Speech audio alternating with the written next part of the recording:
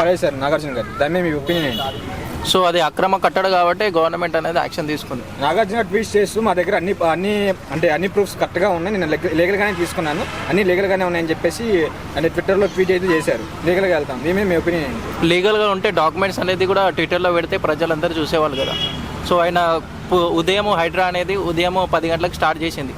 Already Nagarjuna గారికి ఎన్కన్వెన్షన్ పైన అక్రమ కట్టడాన్ని హైడ్రా తరపున వాళ్ళు నోటీసులు కూడా నాగార్జునకి ఇవ్వడం జరిగింది. కానీ నాగార్జున గారు ఎలాంటి స్పందించకపోవడం వల్లనే వాళ్ళు కూల్చడం జరిగింది. సో అంటే ఇప్పుడు కక్షపూరిత రాజకీయం చేస్తున్నారు రేవంత్ రెడ్డి గారు అని చెప్పేసి అందరూ అంటున్నారు, అంటే కొంతమంది అంటున్నారు, దాని మీద మీరు ఏమంటారు? అంటే దీంట్లో కక్ష ఏముంది? చెరువు పక్కన అక్రమ కూడా కట్టడం ఉండడం వల్లనే కదా కూల్చేయడం జరిగింది. అంటే దాని చుట్టుపక్కల ఎమ్మెల్యేలు ఎంపీలు కూడా చాలా మంది ఉన్నాయి, అంటే దగ్గరలో అయ్యే కాదు చాలా లేకుల దగ్గర కూడా, అంటే మన హైదరాబాద్ చాలా ఉన్నాయి, వాటి దగ్గర చాలా కట్టడాలు ఉన్నాయి, అంటే బఫర్ జోన్లో ఉన్నాయి, చాలా మంది ఎంపీలు కూడా ఉన్నాయి. మరి అవి ఎందుకు అది లేదు, నాది ఎందుకు చేశారని చెప్పేసి అది నాగార్జున క్వశ్చన్ చేశారు. మరి దాని మీద సో ఇది మెయిన్ సిటీ మాదాపూర్ ఏదైతే తుమ్మడి చెరువు ఉందో అది మెయిన్ సిటీలో ఉంది కాబట్టి 1 by 1 స్టెప్ బై స్టెప్ అనేది నడుస్తుంది. ఒక్క రోజులో అయిపోదు కదా మొత్తం.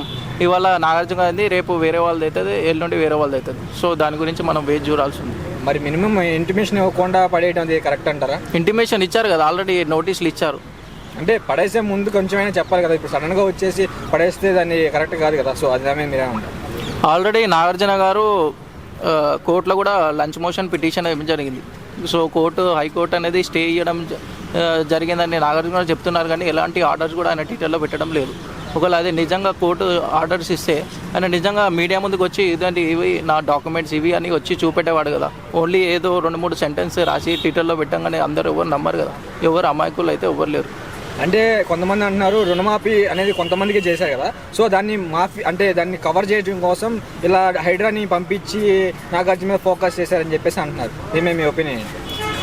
రుణమాఫీ అనేది రైతులకు సంబంధించింది, ఇదేమో అదే దాన్ని కవర్ చేసుకోవడం వల్ల కొంతమందికి అయింది కదా, సో మిగతా వాళ్ళకి అవ్వలేదు, యాంటీగా తిరుగుతారని చెప్పేసి ప్రజలు దాని నుంచి ఇలా హైడ్రాని పంపించి నాగార్జున మీద కేసు చేశారు. హైడ్రా నిన్నగా మొన్న వచ్చింది కాదు కదా, గత నెల రోజుల నుంచి హైడ్రా చేసుకుంటూనే వస్తుంది.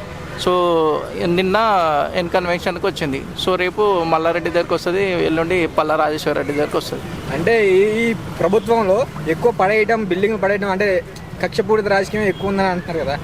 అంటే రాష్ట్రం చూసుకుంటే మల్లారెడ్డి కూడా చాలా వరకు పడేశారు. అక్రమ కట్టడాలని మాత్రమే పడేస్తున్నారు. మీ దగ్గర అన్ని డాక్యుమెంట్స్ ఉంటే ఖచ్చితంగా అవి డాక్యుమెంట్స్ ప్రజల దగ్గర చూపించండి. చూపిస్తే మీరు హైకోర్టు నుంచి స్టే కూడా తెచ్చుకోవచ్చు. సో ప్రభుత్వం ఉంది కదా అని రేవంత్ రెడ్డి ఇష్టం వచ్చినట్టు చేస్తే హైకోర్టు అనేది ఉంది కదా. సో వారి ఇష్టం వచ్చినట్టు చేస్తే ఎవరు కూడా సహించరు, ప్రజలు అన్నీ గమనిస్తూనే ఉంటారు. అయితే మీరు బిగ్ బాస్ చూస్తారా?